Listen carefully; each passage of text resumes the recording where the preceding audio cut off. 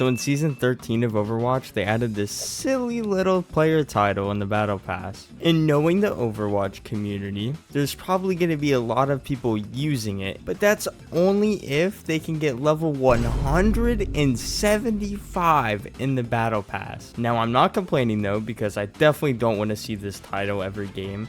But honestly, it makes me wish there were more silly ones like this. Because why be a stoneworker or a bog witch? What the hell even is that when you could be a Hashimoto Gooner? And knowing the Overwatch community again, this feels perfect. So without saying something as stupid as Mercy Feet Sniffer, what title would you like to see them add to the game? Because we gotta get Blizzard add more of these. I love them.